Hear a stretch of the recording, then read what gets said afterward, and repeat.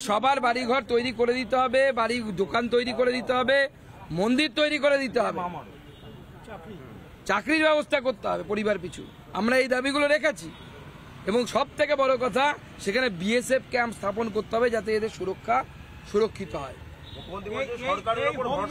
আসার পর থেকে অমিত শাহকে লক্ষ্য করে বলছেন এই হোম মিনিস্টার আসার পর থেকে আমাদের অফিসারদের উনি এলাও করেন না, অর্থাৎ বিএসএফ 50 কিলোমিটার অব্দি লোকাল অফিসারদের ভেতরে এলাও করে না, যে ভেতরে কি ঘটনা ঘটছে সেটা বোঝার জন্য বাইরে থেকে অন্য পোশাক পরে এসে লোক ঢুকছে। সম্পূর্ণ মিথ্যে কথা বলছে মুখ্যমন্ত্রী, মিথ্যেবাদী মুখ্যমন্ত্রী। এদেরকে জিজ্ঞেস করো কি আপনাদের এলাকায় পুলিশ যায় না? যাই তো, কিন্তু আটকাতে তো পারেনি। গেছে পুলিশ আটকাতে পারেনি। আপনি যে কোনো লোককে জিজ্ঞেস করুন ওখানে দাঁড়িয়ে, একটা কলেজ পড়া মেয়ে ওখানে মিডিয়ার সামনে প্রকাশ্যে বলছে বিএসএফ ভগবান আমাদের কাছে। আপনাদের সবার কাছে সেই সম্ভবত ভিডিও এসে পৌঁছেছে। কেন বলছে বিএসএফ কে ভগবান আর পুলিশকে বলছে হাতে চুরি পরে থাকুক? লজ্জা লাগে না এই মুখ্যমন্ত্রী শুনতে যে পুলিশ মন্ত্রী হয়ে তার পুলিশকে শুনতে হচ্ছে পুলিশ চুরি পরে থাকুক? লজ্জার। অন্য হোম মিনিস্টার হলে কমসে কম হোম মিনিস্ট্রি থেকে তো কমসে কম রিজাইন দিয়ে দিত। পরিবারের কাউকে নিয়ে এসে বসান না, অনেক আছে তো, ভাই ভাতিজা, ভাইপো বৌদি, ভাইপোর শালি, শালির জামাই, সবাই কাউকে, পরিবারে তো প্রচুর লোক, আপনার বসান যাকে ইচ্ছে, নিজে ছাড়ুন না অপদার্থ একটা মুখ্যমন্ত্রী। তিনি আজকেও বলেছেন যে পুরোটাই এজেন্সিকে দিয়ে করানো হচ্ছে, ভরসা রাখুন আদালতের উপর, এটা রাজনীতি করার জায়গা নয়, শান্তিপূর্ণভাবে গণতান্ত্রিকভাবে আন্দোলন করব। দেখুন উনি নিজেই যা কথা বলছেন, এরপরে পশ্চিমবঙ্গের মুখ্যমন্ত্রীকে বাংলার পাবলিক তার কাটা বলবে। অসংলগ্ন কথাবার্তা বলছেন, অসংলগ্ন কথাবার্তা বলছে, কোনো কথার সাথে কোথাও মিল নেই। উনি প্রথমে বলেন বিএসএফ 5000 টাকা করে দিয়ে নাকি ঢিল মারিয়েছে। তা আপনি ভারতবর্ষের ফার্স্ট ডিফেন্স লাইন, যারা প্রথম গুলিটা খায় শত্রু এলে, তাদের উপর এত বড় এলিগেশন রাখছেন, ভালো কথা, আমরা অ্যাকসেপ্ট করছি, একটা প্রমাণ দিন, একটা তো প্রমাণ দেবেন। আপনার এত বড় এজেন্সি, রাজীব কুমার বসে আছে, ওনার আমার সবার ফোন ট্যাপ করে, আপনাদেরও ফোন ট্যাপ করে, এমনকি তৃণমূল কংগ্রেসের ভেতরে নেতাদের ফোন ট্যাপ হয়। তাও তাহলে তিনি এইটুকু খবর বের করতে পারলেন না যে বিএসএফ এই কথা বলেন? এই রাজ্যে ইন্টেলিজেন্স বলে, গোয়েন্দা বিভাগ বলে একটা বিভাগ ছিল না, নাম শুনেছিলাম তো, কে জ্ঞানবন্ত সিং মনে হয় মাথায় আছে না? সে কি করছে? সে কি জ্ঞানী হয়ে উপরে চলে গেছেন নাকি? তো রাজ্যের যে ইন্টেলিজেন্স আছে, গোয়েন্দা বিভাগ, তারা কি করছিল? আমি তো দেখলাম তৃণমূল পোষিত একটি পেপারে বেরিয়েছে নাকি 3 মাস ধরে নাকি প্ল্যানিং হয়েছে, তুরস্ক থেকে নাকি টাকা এসছে, তৃণমূলের পোষা পেপারে দেখলাম।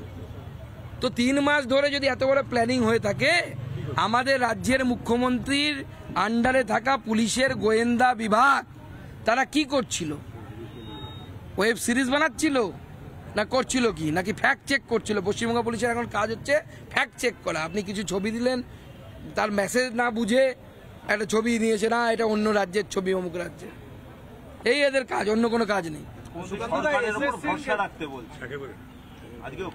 দেখুন, মাননীয় মুখ্যমন্ত্রীর উপরে ভরসা রাখা এবং মাননীয় মুখ্যমন্ত্রীর উপরে সরকারের উপর ভরসা রেখেই তো এরা ছিল। কি হলো? পুলিশের সামনে ঘর লুট হলো, পুলিশের সামনে বুকের আঁচল ধরে টানা হলো, পুলিশের সামনে ঘরের চাল থেকে শুরু করে, যেখান থেকে ভাতটা ফুটিয়ে খাবে সেখান থেকে শুরু করে শোকেসের ভিতরে রাখা গয়না মেয়ের বিয়ের জন্য, বিড়ি বেঁধে জমিয়ে 50,000 টাকা, কিচ্ছু নেই। আপনার উপর ভরসা করেছিল তো এরা কার উপর ভরসা করেছিল? আপনার উপর ভরসা করেছে। ধুলিয়ানে একজন ব্যক্তি তার বাড়িতে তৃণমূল পার্টি অফিস দিয়েছিলেন, হিন্দু তৃণমূল পার্টি অফিস ভাড়া দিয়েছিলেন, ভেবেছিলেন সেফ থাকবো, আমার বাড়িটা আক্রমণ করবে না। সেই পার্টি অফিসও ভেঙেছে, সেই ভদ্রলোকের বাড়ি ভেঙেছে। বিখ্যাত হোটেল আছে, 70 বছর পুরনো হোটেল, আপনারা যান দেখতে পাবেন শমশেরগঞ্জে। সে তো ভরসা করেছিল মুখ্যমন্ত্রীর উপরে। আপনি ভরসা রাখতে পারেননি তো, আপনি মানুষের বিশ্বাস রাখতে পারেননি। বলুন এই মানুষগুলো এবার কি করবে?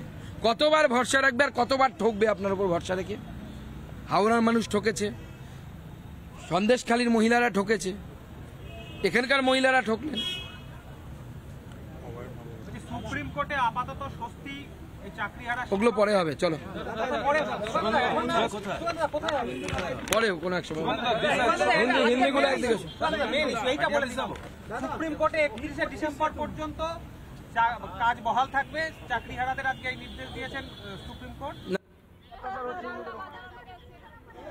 সুকান্ত মজুমদার রাজ্য বিজেপি সভাপতি মুর্শিদাবাদের ঘর ছাড়াদের নিয়ে তিনি গিয়েছিলেন রাজ্যপাল সিভি আনন্দ বোসের সঙ্গে কথা বলার জন্য, তাদের সঙ্গে দেখা করানোর জন্য, যে কি অবস্থা চলছে সেখানে, কি ভয়ঙ্কর পরিস্থিতির মুখোমুখি হয়েছেন এই মানুষগুলো। দিনের পর দিন, রাতের পর রাত তাদেরকে আতঙ্ক গ্রাস করেছে এবং সব হারিয়ে মাথার উপর যে ছাদটুকু ছিল সেটাও এখন নেই। কোথায় যাবেন, কোথায় গিয়ে ঠাঁই পাবেন তারা জানেন না। সেই জায়গা থেকে রাজ্যপালের কাছে তারা গিয়েছিলেন এবং তাদের একটাই দাবি, তারা অভিযুক্ত অপরাধীদের শাস্তি চাইছেন, মাথার উপর ছাদ চাইছেন এবং সেই সঙ্গে বিএসএফ এর ক্যাম্প চাইছেন। তারা বলছেন প্রত্যেক মুহূর্তে সেখানে কান পাতলেই যেটা শোনা যাচ্ছে তা হলো আমরা 10টা করে অন্তত একটা এলাকায় বিএসএফ এর ক্যাম্প চাই, না হলে আমরা বাঁচতে পারবো না। কারণ এখানে যা পরিস্থিতি এই মুহূর্তে হয়ে রয়েছে তাতে পুলিশ কোনো রকম ভাবে সাড়া দেয় না, তাদেরকে ডাকলে ঘন্টার পর ঘন্টা কেটে যায়, তারা আসে না, কোনো রকম ভাবে সাহায্য তো দূর, বরং পুলিশের বিরুদ্ধে অভিযোগ পুলিশ দাঁড়িয়ে থেকে সন্ত্রাসে মদত জুগিয়েছে। অন্তত রাজ্যপালের সামনে দাঁড়িয়ে ঘরহারারা এভাবেই তারা অভিযোগ করেছেন। তাদেরকে সঙ্গে নিয়ে সুকান্ত মজুমদার রাজ্য বিজেপি সভাপতি তিনি নিয়ে গিয়েছিলেন রাজ্যপালের সঙ্গে কথা বলার জন্য। রাজ্যপাল তাদের কথা শুনেছেন, তিনি নিজে গিয়ে তাদের সেই পরিস্থিতি খতিয়ে দেখার কথা আগেও বলেছিলেন এবং আজ তাদের মুখোমুখি হয়ে তিনি জানলেন যে মুর্শিদাবাদে আদতে কি পরিস্থিতি, সেই মানুষগুলোর সঙ্গে রাজ্যপালের কি কথা হয়েছে, তারা রাজ্যপালের কাছে কি বলেছেন, সমস্ত কিছু নিয়ে এরপর সাংবাদিকদের মুখোমুখি হন রাজ্য বিজেপির সভাপতি সুকান্ত মজুমদার।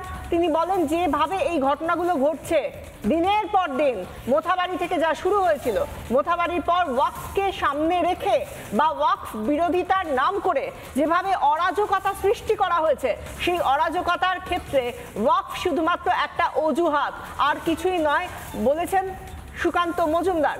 এবং যেভাবে একটার পর একটা ঘর বাড়ি জ্বালিয়ে দেওয়া হয়েছে, পুলিশের কি কোনো রকম ভাবে যেটা গোয়েন্দা যে ইনপুট বা ইন্টেলিজেন্স যে ফেলিয়ার বা গোয়েন্দা ব্যর্থতা, সেটা কি পুলিশ কোনো রকম ভাবে ধারে ঝাড়তে পারে, প্রশ্ন করেছেন সুকান্ত।